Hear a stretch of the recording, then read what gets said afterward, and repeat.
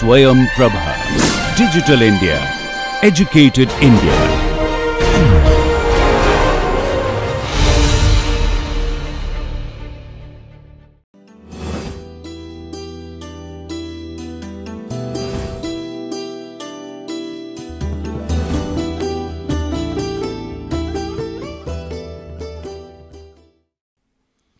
Hello friends, welcome to this NPTEL online certification course on traffic engineering. This is module A. In the first lecture today, we shall discuss about traffic engineering objectives, role of transportation and transportation demand and land use. What is really traffic engineering? This is a branch of civil engineering which deals with safe and efficient movement of people and goods along roadways in a multimodal system. Let us carefully note some of the important points. First, we are talking about safety and efficiency. That is number one point. So, we are talking about safety and efficiency.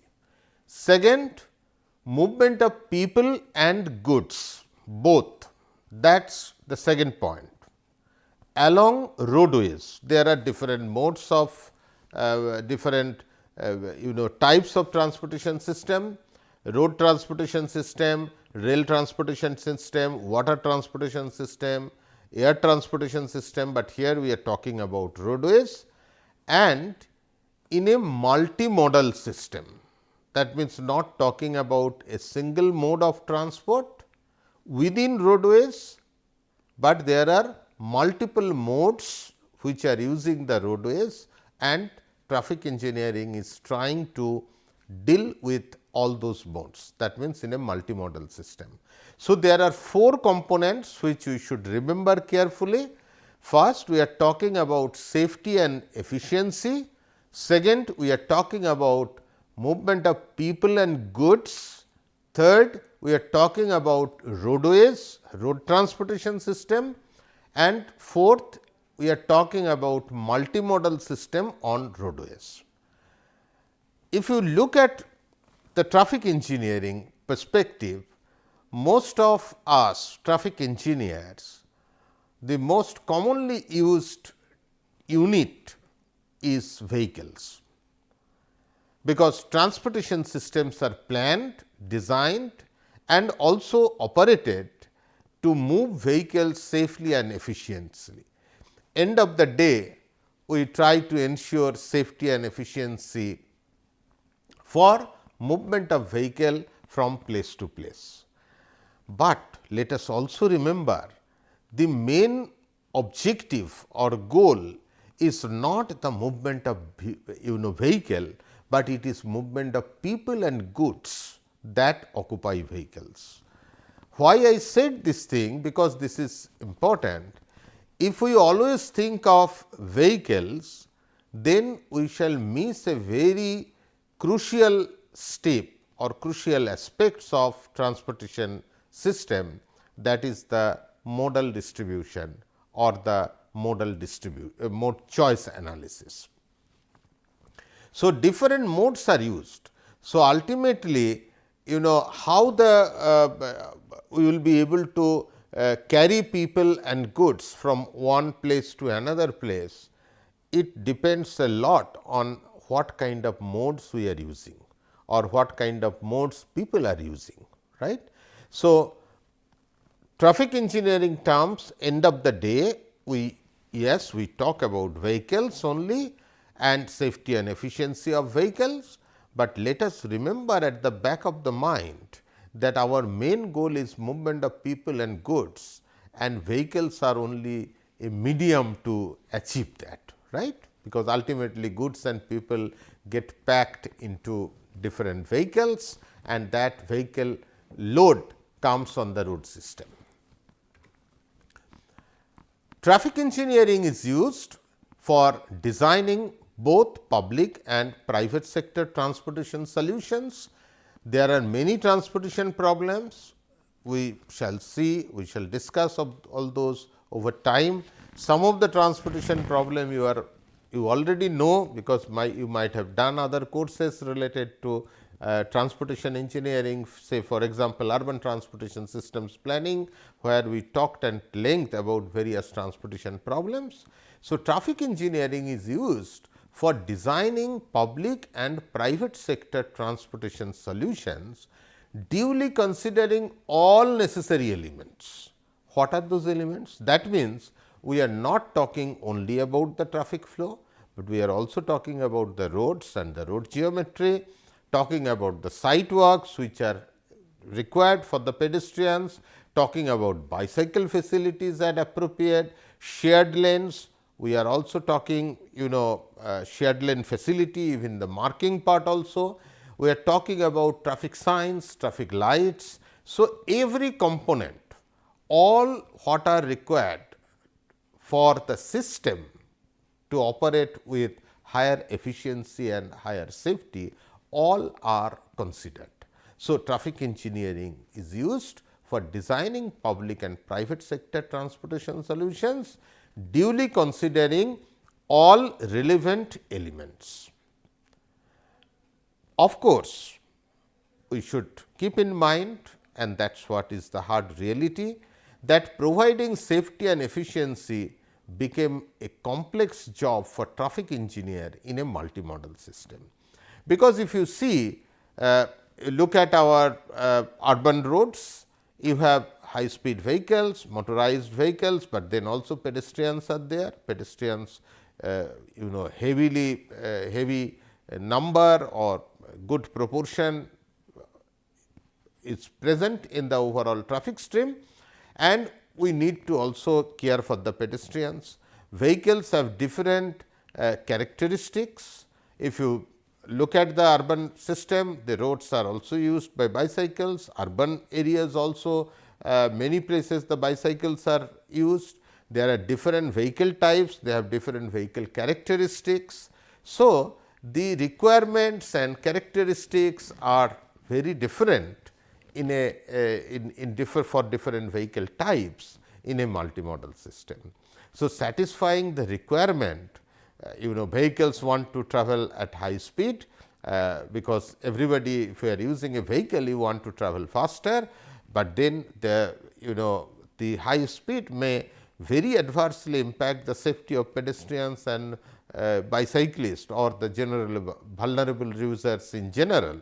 So, it is becoming extremely complex task in a multimodal system, but we have to deal with that, because most cases the urban transportation system is even the rural transportation system is also multimodal in nature, and the multimodal transportation system has its own advantages. Of course, we have to take the challenges as well, right? We have to address the challenge. That is why the traffic engineers are there. As I said, the traffic engineering deals with movement of person and goods. I said that although often we traffic engineers talk about vehicles, but ultimately the objective is safe and efficient movement of people and goods. So, we are talking about both person movement and goods movement. So, person movement in the context of traffic engineering, the focus is basically on streets and highways. Once again, I am trying to remind you. I told this that we are talking about the roadways, because in the first slide itself, when I introduced what is traffic engineering, I say that please carefully note this point also, that we are talking about all these movements on roadways. So, that means we are not considering rail transportation, air transportation, water transportation and other modes. Now, within even if you take only the streets and highways, the road transportation, it is basically a mix of vehicles, all different modes. I have shown here a few modes, but if you look at some of the Indian cities or the cities in developing or emerging nations, you will find that there are several modes of transport. You have private vehicle, you have buses, you have paratransit, you have even non-motorized mode like bicycles, and then electric bicycles, to even if you consider cars, within cars also there have been so many variety of cars. They are some cases even distinctly different in terms of their acceleration, deceleration characteristics, horsepower, and all other features actually. Same way the bus is not one type of bus, there are so many different types of buses are available, right. So, it is actually within and between urban agglomerations, people normally move in a mix of vehicle, and there is a varied level of heterogeneity in the vehicular streams, which are prevailing in developing and emerging countries, and that is a big challenge to for traffic engineers to solve or to handle. Because whenever we are trying to think about safety and efficiency, we have to deal with this multimodal system or consider so many different types of vehicles, their characteristics and all the things. The other important requirement is the movement of goods. Often we do not consider them important. If you are traveling in a car and if you get stuck in a traffic jam, and if you find there are commercial vehicles or the big trucks are there even on highways or in urban areas, wherever it is, we generally feel that they are the problems. Yes, their acceleration, deceleration characteristics are different, and therefore, their vehicle characteristics are distinctly different from those of other vehicles, that means particularly cars.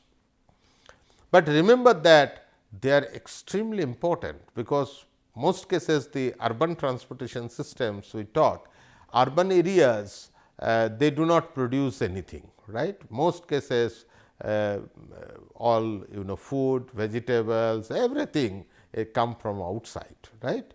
So, even the other whatever we are using, our electric other say electric oven to even microwave oven or the fan, the light, everything, most of the things they come from outside. The basic thing is the food part, nearly everything comes from outside. So, the goods movement are extremely important, we must care for that. Rural areas, again the goods transportation is really important for the economy and for the to maintain that supply chain in a proper way.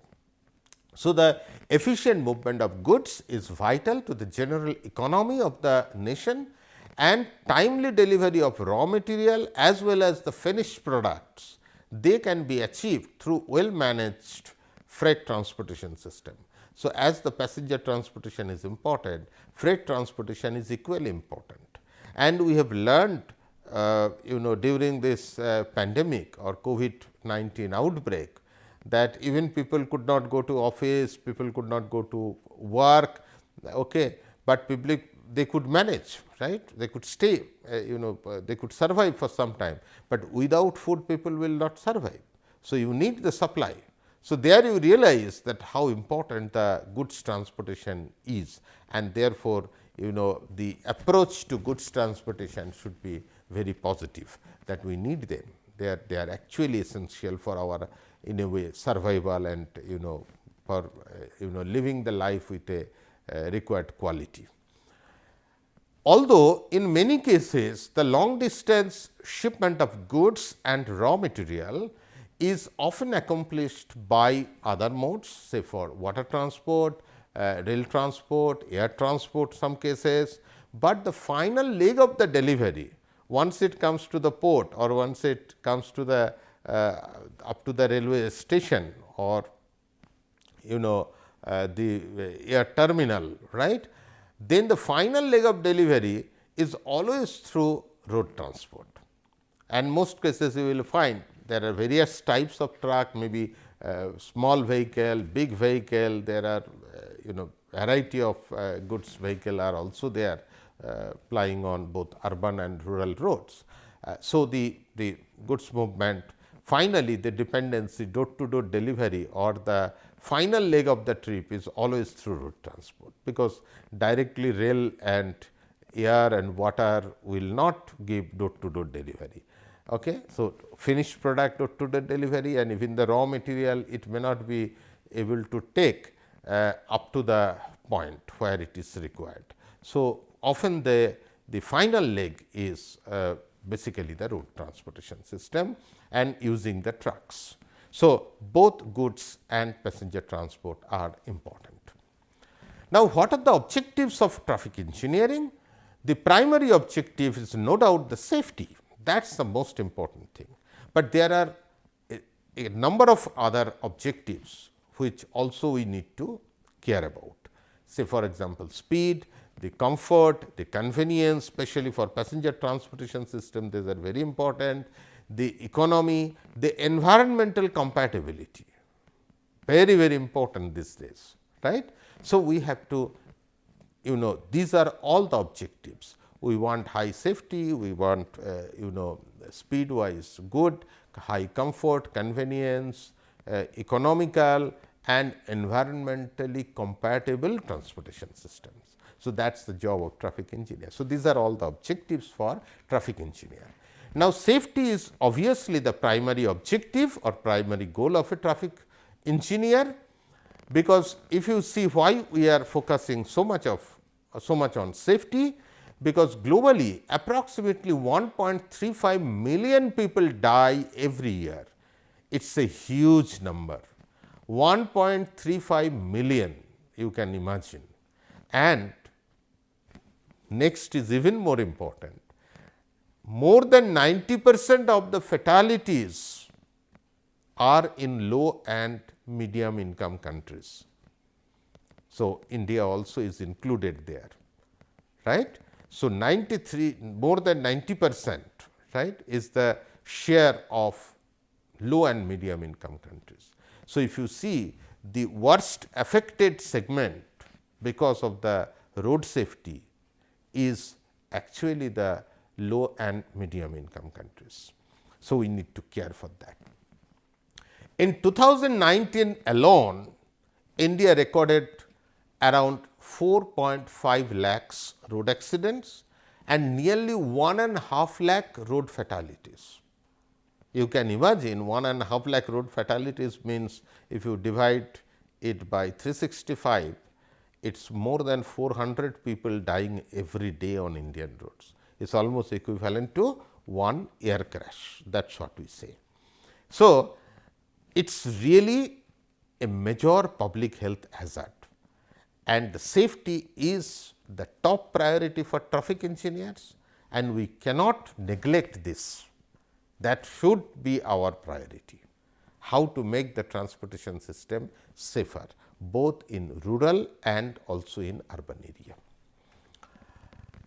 India ranks 1 among 199 countries is road accident, and the loss of because of road accident and fatality, injury, various levels, the loss is about 3 to 5% of the GDP.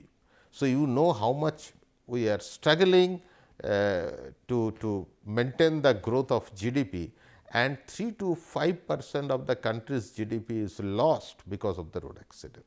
So, we can we have a lot of responsibility in terms of in that way, right, to help the country to go faster and to ensure that we have better facilities and lesser number of road accidents and fatalities.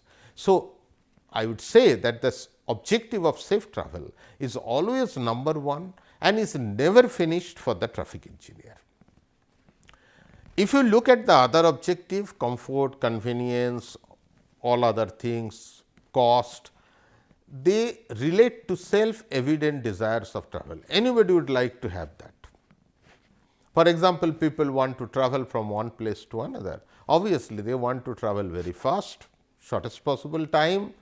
They desire to have high comfort level, convenient system and also cheap in terms of out of pocket expenses.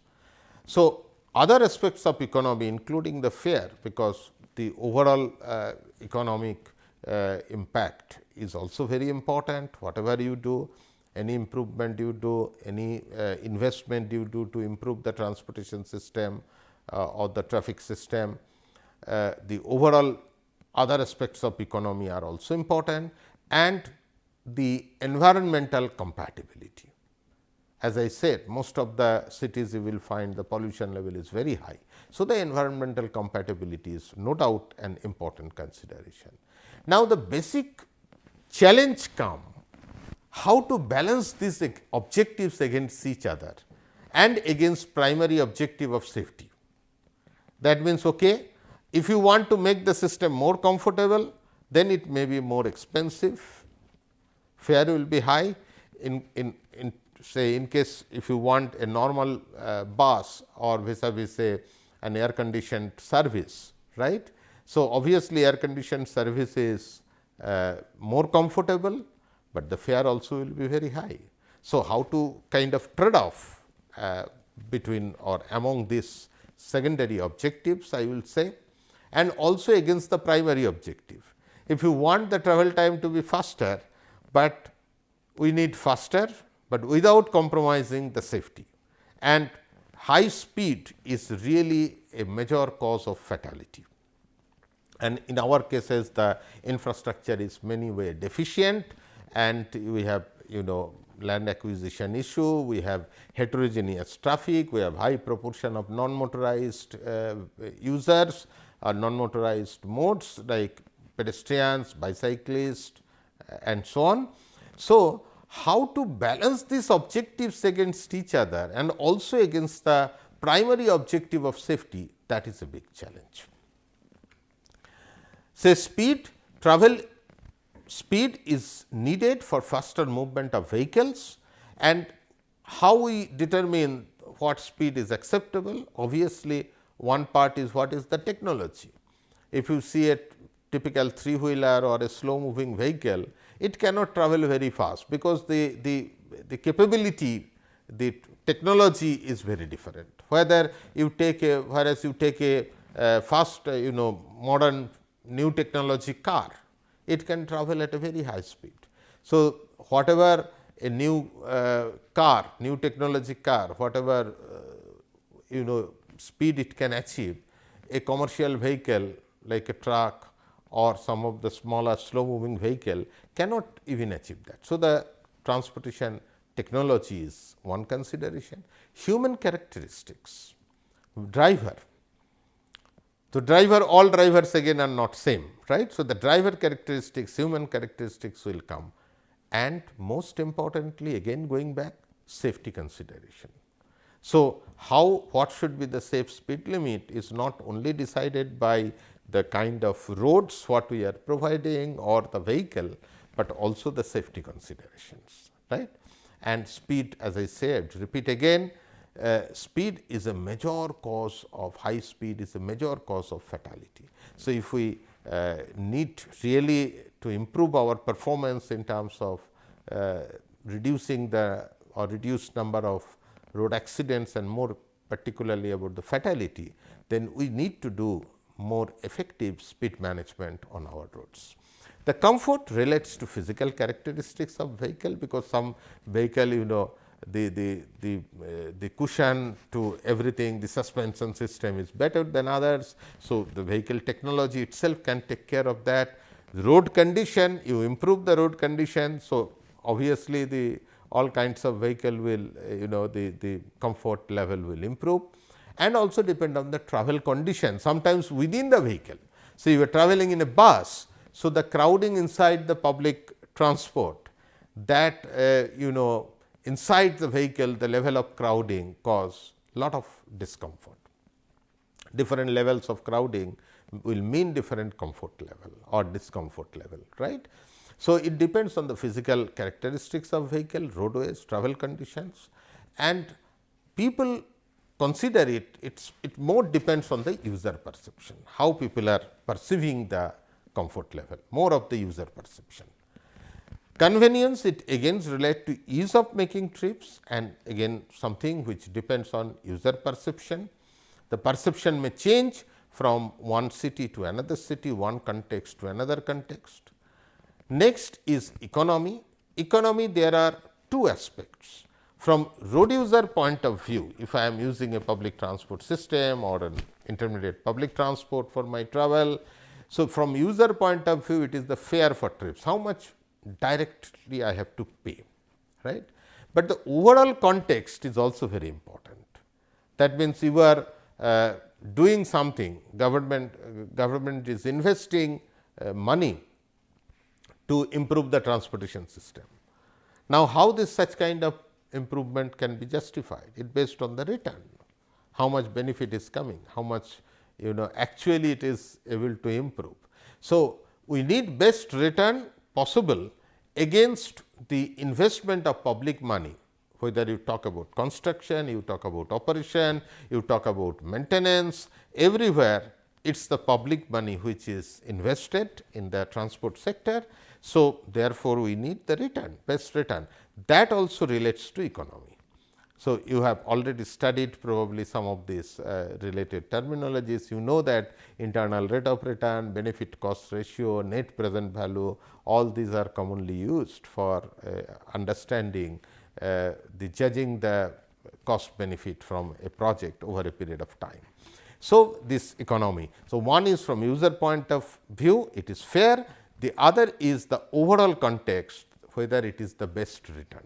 So, both are important and relate to economy. Environment, again there are two aspects.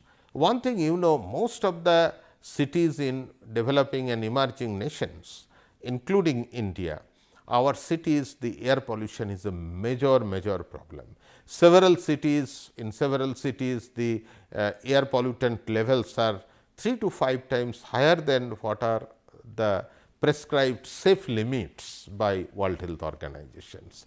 And if you look at the cities, the major contributor is transport. I will not say that other other sources are not contributing, maybe contributing marginally, but the single largest contributor is the transport. So, if you want to improve the overall air pollution or air quality in the urban area, we need to focus on the transport part of it. So, that is one. Similar is the noise. So, look at the level of noise in some of the Indian cities. It is like a mad situation really. So, minimizing the impact of transportation system on the environment, that is one of the objectives. The second is a different thing I am talking now, compatibility of the transportation system with the physical environment. You have a land use, you are developing a system or infrastructure in an urban area, right. So, it has to be compatible with the land use, with the surrounding development, that is also very important. So, I say that compatibility of the transportation system with physical environment, that is basically indicating the harmony of the transportation system with environment by providing aesthetically pleasing facilities that fit to the surroundings. Now, the traffic engineer is tasked with all of these goals and objectives and making an appropriate trade-off. As I say, there it is sometimes difficult. If you want to satisfy one thing to a larger extent, you have to probably compromise at the other end, right.